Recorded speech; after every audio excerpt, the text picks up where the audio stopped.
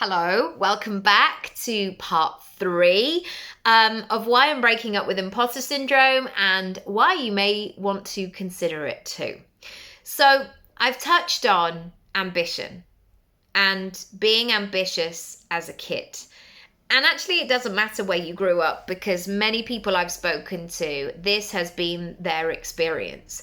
Apart from, and I'm generalizing here, but one of the groups of people that I have spoken to about this are actually people that went to private school, whether that was boarding school or a day school.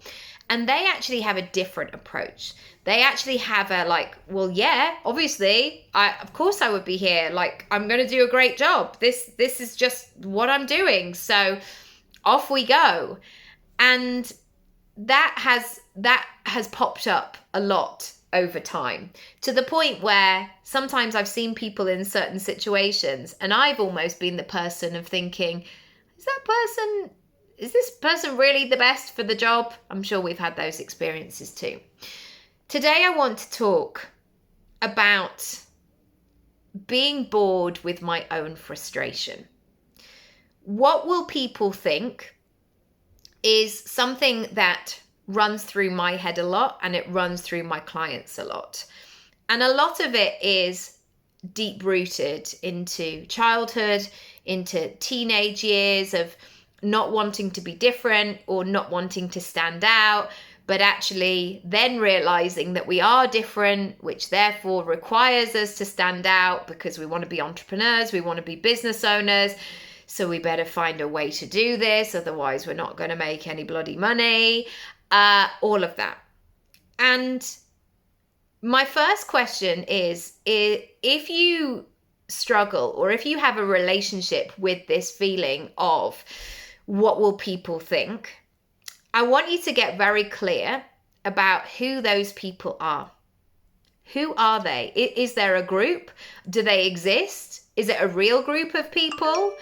And what would also, just going to stop that beeping, also, what would they say? What would be the worst thing that they could say? And I want you to go there. And I want you to delve deeper. And I want you to think about the worst possible scenario ever. And I've spoken about this before, but I remember being in a shop quite close to where I lived. And I was 36 weeks pregnant. And I was massive. I was not running anywhere. I was not in a position to do anything apart from be pregnant. It was that time. I was ready for him to come out. And I think this was one of my last trips out and about. And there got to a point where I was like, right, I need to just be close to home now. And I remember seeing somebody from a distance that I went to school with. Somebody that was cruel to me, that threatened me, and also that I believed, because I did believe that she would actually do something, because that was the standard that she had for herself. She delivered on her promise. If she said that she was going to do something after school, you better watch your back, because it was true. It wasn't just empty threats. She definitely carried through on some of her words. And I remember seeing her from a distance, and I remember thinking, and it brought me back to all of that feeling of, oh my God, she's going to get me. What do I do? How do I feel safe? That real vulnerability. And then I realized that I was 33. Then I realized I had a choice. I could just leave the shop and get in the car and drive away. And I also realized that I was in a different stage of my life. I was heavily pregnant, and if this person came for me, nearly 20 years later, and was coming towards a very heavily pregnant person for no reason, there was something probably quite wrong. But in my head, I went to that place of well, at least there's security, because that was the fight or flight fear that I had of what do I do? How do I escape?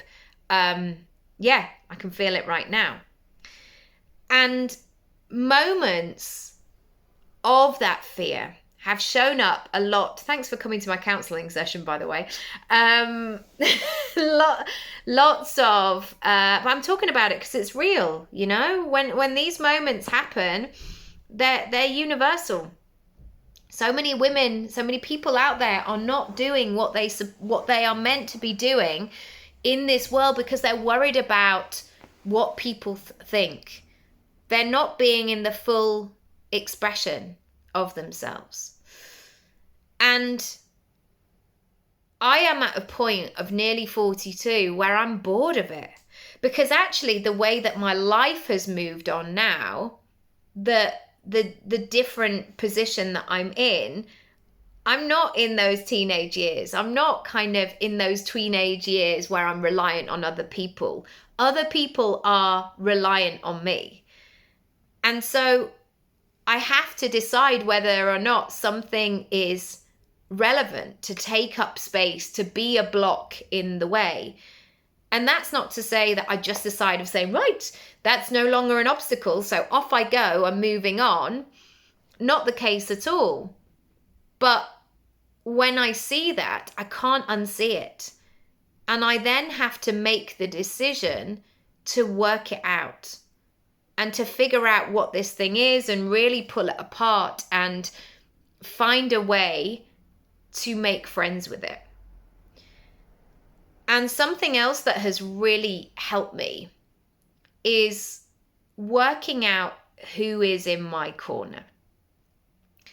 And I know this is a typical kind of coaching thing, you know, where you have the angel and the devil on your shoulder, or, you know, people call it their shadow, where they say, oh, you know, Maureen is here again. She's trying to hold me back. She always shows up, Maureen, you know, whatever. Other names are available, and many Maureens are fantastic people. But as I've analysed the last 20 years, so it's 20 years since I graduated drama school, it's 10 years, or rather 10 and a half now, since I qualified as a coach. I'm really looking at who has been in my corner, who has been consistently there in the good times. And yes, there have been many amazing, brilliant, great times, but also who's been there in the bad times, the dark periods of my life, the moments when, I'm not going to go into it, but the tough, tricky moments. Who has been there at the end of the phone? And because of the way that I am, that I'm actually quite a private person, my circle is relatively small. Those people who get to see that vulnerable side of me, that person who has been there in the good times and the bad times. I'm sure there's a song in there somewhere. And so I've realized with what will people think is I had this recognition that these people are not going to be there in the good times. They're not going to celebrate me. They're not going to be one of those people, you know, who are like a genuine cheerleader. I would consider myself one of those people. I want to see you win. I want to see you fly. That's why I'm always in the toilets at weddings when somebody goes, I've got this business idea, Nicky. I'm like, great. Well, what do you want to do? Tell me your big dreams. Like, I am a dream keeper. I am that person in life. If you see me on the school run, people are coming and talking to me about these things. I said it to another mum the other day, and if you're listening, you know who you are. She told me an idea. I was like, brilliant. Yes, can see it. Totally works. Get a lawyer on it though. Like that's who I am, because I want to see people win. And so when I was stuck in this, like, yeah, but what will people think? Doesn't matter what success that I'm going to get or that I'm building, because they're not going to be supportive of it anyway. Equally, when I've had my darkest nights of the soul / months / years, they're not there either. And so I want you to do this work today. And as a closing question, consider how much power they are having over how you're moving forward. And what you might find is it's not relative. It's not in keeping with where you're going. It's almost like going out and wanting to have a lovely time, but then remembering that it's going to rain 4 weeks on Tuesday. It's not relevant now. It's taking up too much weight of you having a great time on that day. And it's the same with your business. You have things that you want to be, do, have, and create and feel. And somebody will always be really annoyed the fact that you're doing this. They will. They may tell you. They may absolutely tell you. I've had it. People have said like, whoa, all right, I saw you talking about your business again. Or like, you think you're something, don't you? It takes a lot of confidence to be on, like, all of that. All of that. I've had it. And I'm sure I've had way more stuff of people saying things behind my back as well. Of course, I'm a human being. And sometimes it's annoying when people are moving towards their goals and dreams because in return it makes somebody stop and look at theirs. I've done it myself. I've had to unfollow people on social media or mute things and gone, that's so annoying that they're doing that thing. Yeah, because when I sit back and I sit with that, I'm more annoyed with myself for not doing the thing. That's why I'm not annoyed. I don't care whether they do it or not. In fact, they've probably been working hard, so absolutely do the thing. It's always about me. It's never about the person.